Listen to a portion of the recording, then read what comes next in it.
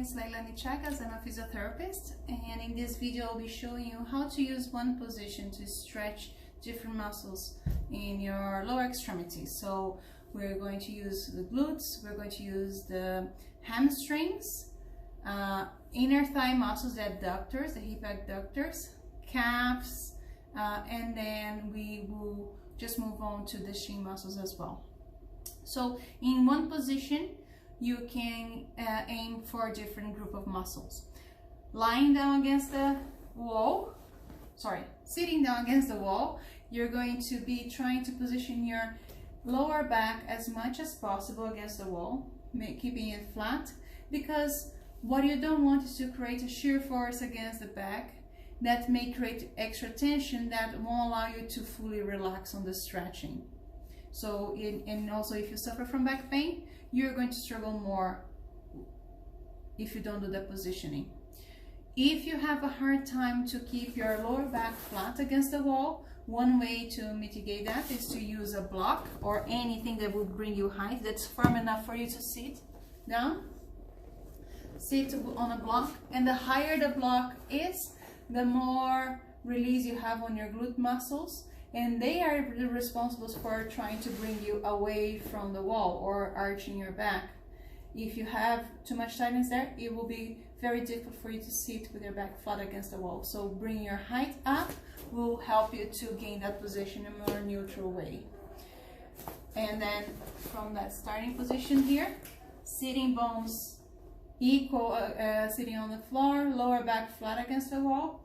If you just keep your heels together or heel or ankles in the hip line, you're just going to stretch out your legs progressively to gain that nice stretch to the hamstrings. I would suggest that you keep your toes towards you, so you're putting some tension in the calf muscles as well. That helps to create a chain effect of muscle stretching. And then you're just trying to let gravity take that, the weight of your leg, to progressively bring your knees down, stretching your hamstrings. If you're struggling and you're halfway and you really cannot go any further, I will not suggest for you to try to touch your toes, because that just puts force on your back, and you're not trying to work on your back, you're trying just to stretch hamstrings. Instead, just try to stick the bum out as if you're trying to arch your lower back away from the wall. That can create an extra tension if you like to go on a further stretch for the hamstring instead of leaning forward. So that is the hamstring and the calf muscles. If you notice that that's not a main struggle, but when you crouch down, you squat, you have a tendency to do a full squat, you have a tendency to raise your heels or cannot fully go down at ease, you want to check how your glute muscles are, if they're flexible enough. And in a way to do that is to make sure if you can bend your knees, keeping them just hip width apart, and just help yourself with your hand to progressively bring your knees towards your chest. You will know you have an issue with the flexibility on your glute muscles if you struggle to keep your knees together, if they open apart, or you need a lot of force to keep them together.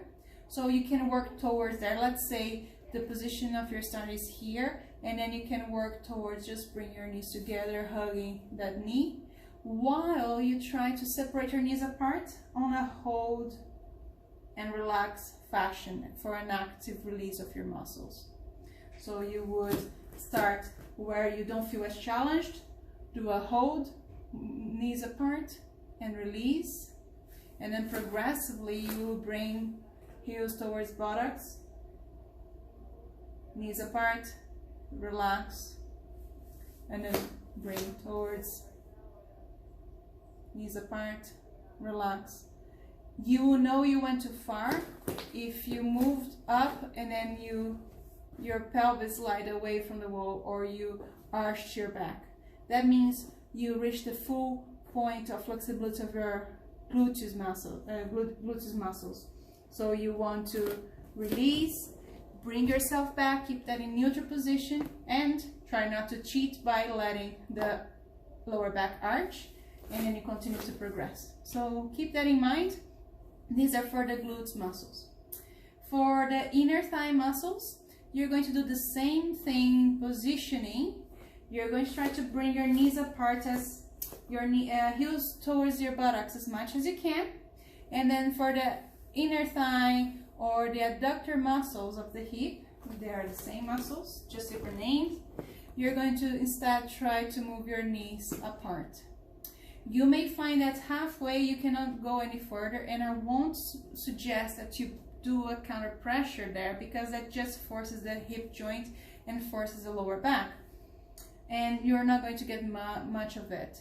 So you can just allow your foot to be in a praying position, sole of the foot together, and just let gravity take the weight, or you just rest your arm over your legs just to create an extra weight without creating any excessive force. So along with time, as you practice this, you will see that the muscles will get more supple and you will see more movement in your hip. And then you can grade the position of your feet. If you are a little bit further away, it may be easier to work. If you're closer, it may be more difficult. So you can grade where is the best position for you. You need a starting position and then work from there. In order for you to work with your shin muscles, you can, in that position, just bring your feet down and allow it to stretch. Or you can use one foot to get an extra force there, and the other foot, and then just allow the shin muscle to stretch. So in one sitting position, you could target the glutes, hamstrings, calf, inner thigh muscles, and the shin muscles. But make sure that you keep your lower back flat against the wall. So first, you're knowing when you're compensating, your body's trying to get away with the lack of flexibility, and also so you don't put extra pressure on your back, and just not to have a sore back after you've done your stretches. Thank you.